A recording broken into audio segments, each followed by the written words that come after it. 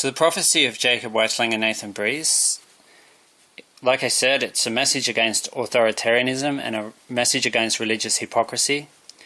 I've mentioned people who deny climate change, which connects to Nathan because he died in a bushfire. He died in the Black Saturday bushfires.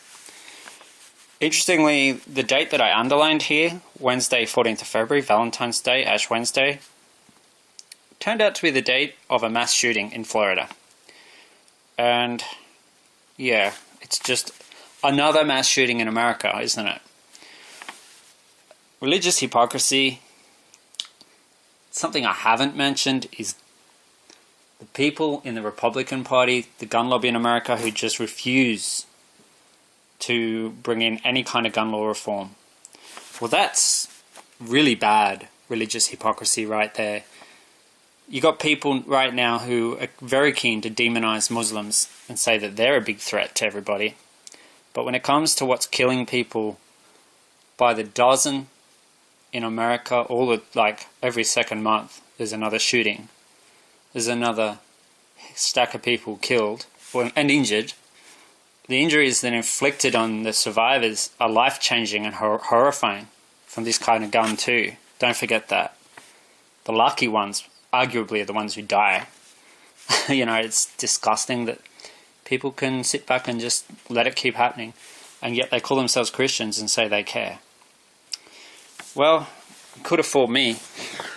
To me, caring about people means if something's going wrong, something's obviously going wrong, you actually take steps to stop it from happening. And on this issue, the issue of gun law reform, it's very clear that there are a lot of people in the Republican Party, including a lot of supporters of Donald Trump, who are very much in the wrong. And keep in mind that Jake's birthday is Saturday the 17th of February. I mentioned how it looks like there's going to be a tropical cyclone on this date. Yeah. 17th, and that's the death toll at the moment from this shooting.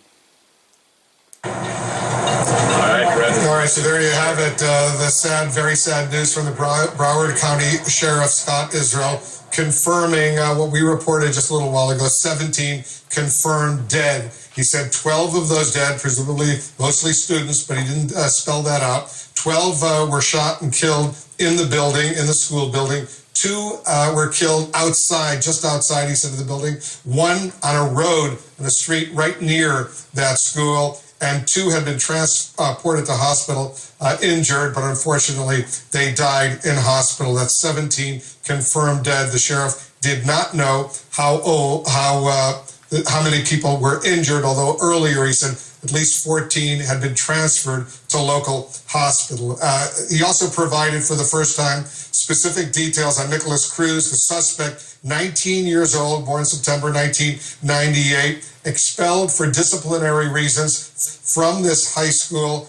He had, we have confirmed, one AR-15 style firearm. The sheriff said he had multiple magazines. And that's what happened. He is now in police custody. We saw him being transferred in a hospital gown into the local sheriff's headquarters there in Broward County. Always said we get original numbers, Shimon, that are relatively low, and then unfortunately almost always in these shooting incidents those numbers explode. And Wolf, that's what worried me here pretty early on, because you having covered several of these now, unfortunately we all have, some people here at this table have had to work these cases.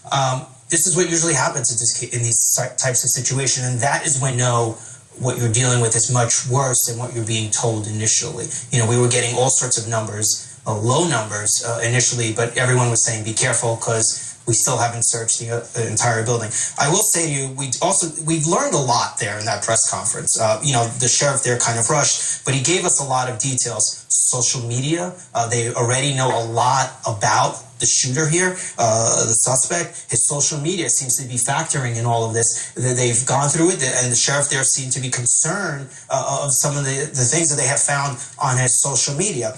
We also know that he's an expelled student with disciplinary problems. And the other thing here, because we have been asking, how did he get inside the building?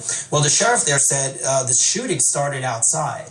I think that's what I heard him say, that the shooting started outside. So that kind of explains some information that it gives us about how he was able to get inside the school, and whether or not anyone there encountered him, any police officers or the security in the building. That, I guess, we still are waiting to learn. Let me get Phil Mudd's reaction to this news. The latest briefing from the Broward County Sheriff. Go ahead, Phil.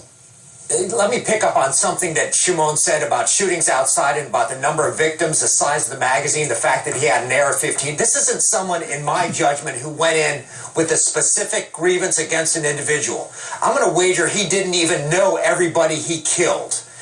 I step back from that and say, okay, he went in with a general grievance that he's been building over time. It's a grievance about what happened at the school with other students, what happened with teachers.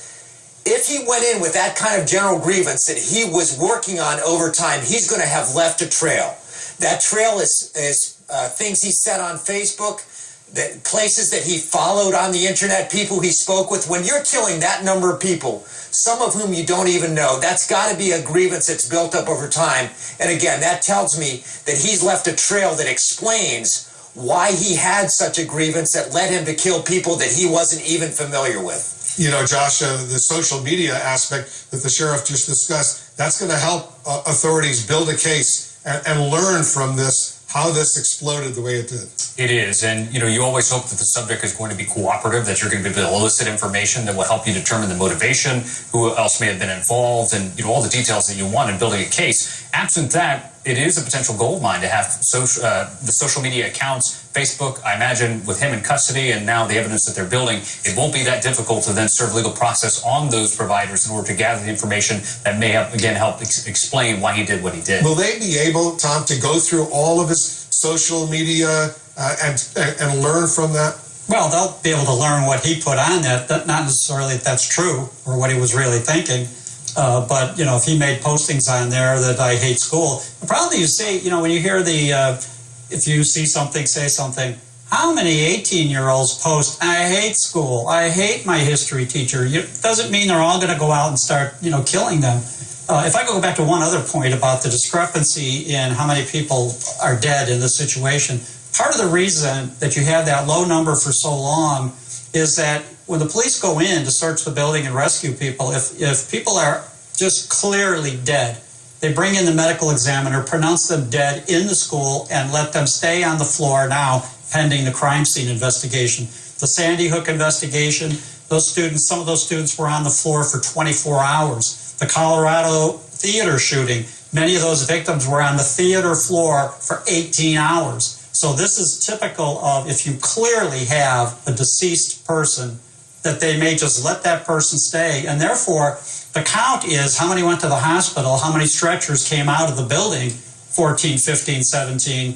but it doesn't tell you anything about who's still in that building that's already pronounced dead. And Josh, if he had multiple magazines, each magazine maybe 30 rounds, this could have been even a whole lot worse. Wolf, you read my mind, and I was listening to my good friend Phil Mudd here talk about, he may have not have known the people that he was going after. One thing that I thought as he was describing that is, what made him leave? We saw from the footage of him, the high-risk search and him being put inside the back of the police vehicle, which appears to be a distance away from the school. That's one question that I would like to have answered. And, maybe on CCTV and witness statements, we can gather that. What made him leave? Was he out of ammunition, or was there some other factor at play there that caused him to flee? And also, in some of these situations, sometimes the weapon jams. We don't know what his knowledge is of this weapon. How many times have we heard of these kinds of shootings where these suspect shooters' weapon jams? So that's what could have happened here. These numbers that the sheriff gave, 12 people in the building were shot, 2 outside, the number of dead, 2 outside, 1 on the street, and then 2 in the hospital. I mean, it's going to be interesting to see and to find out, was this contained to one area, or did he go around the school firing weapons? It would seem by these numbers that it's probably contained to one area. But this number just keeps growing. And look, we have no indication that it's going to stay at 17, right? There's still people in surgery, Yeah. And we don't know what else they're finding in the building. No, you're right, Shimon. And I just want to add. Obviously, I don't want to speculate. We'll learn details as they come out. But something you said earlier about this idea of the fire alarm, which we want to learn more about that as well. There was a case back in 1998 in Arkansas, and I'm not going to mention the name of the subjects because that's not important. We don't want to bring them back, any more publicity than they had. But it was similar to that, where they used a fire alarm to then get people to exit, so then they would have that fatal funnel that allowed the subjects to open fire. We don't know that's what happened here, but as we hear more and more of that, where we had a witness earlier with Jay Tapper saying that the call went out that there was a lockdown, but yet you still have a fire alarm being pulled as well. Was that simply someone fleeing in panic, thinking I'm going to help my fellow students by alerting them to an issue, or was that something that the subject did on his own? How difficult is it to fire this AR-15 style weapon, a 223 caliber? That's it. That's it. You don't need much training. You load the magazine, you cock it so that it chambers around, and then after each round, the next round automatically comes up. It's as fast as you could pull the trigger. And with a 20-inch barrel, you have a little better aim of it than just a pistol that might be, the so-called spray and pray that some shooters do. So in this case, it's an extremely lethal weapon with an extremely lethal caliber bullet. And we heard that testimony in earlier shootings involving that 223 round, which is about that long, is that when it goes into it, a lot of times it starts to tumble in the air and it goes through a body like a buzzsaw. And there have been situations where even family members of the victims, parents, had to identify their victim child by the clothing they were wearing. They couldn't recognize them otherwise. So that's how difficult and dangerous and horrific the crime scene would be in this situation. And they're going to figure out, I assume, fairly quickly how this suspect, Nicholas Cruz, got this AR-15 style firearm. Kyung La is over at one of the hospitals that's been treating individuals who were at least wounded in this incident. You're at the Broward Health North Hospital. Kyung, tell our viewers what you're seeing and hearing. Oh, this is the nearest hospital to this high school, and the last information that we got from the sheriff's department is that 14 people were transported away from the high school. This is one of the two hospitals, Wolf, that we understand that was treating those patients. Now, when we first arrived here about 45 minutes ago, there was an unusually large police presence. It was very, very curious, even for something this horrific, to have so many law enforcement at the emergency room. And then there was an ambulance that was led away, surrounded by police cars. We don't know who was in that ambulance, but that is something that was very unusual. Police very concerned about the person inside that ambulance that was being led away from this particular hospital. Now, what we've seen since then, some of the security has dropped down, but you can see those lights shining behind me. That is law enforcement. And the best way I can describe what's happening here is, Rick, now the hospital has asked us to be in this parking lot. This is where they asked us. The area that you see right behind me is the visitors parking area. And after something this horrible happens, there is so much confusion. So much confusion and so little will in the political world on the Republican side to do something about it. That's just an observation from a guy in Australia.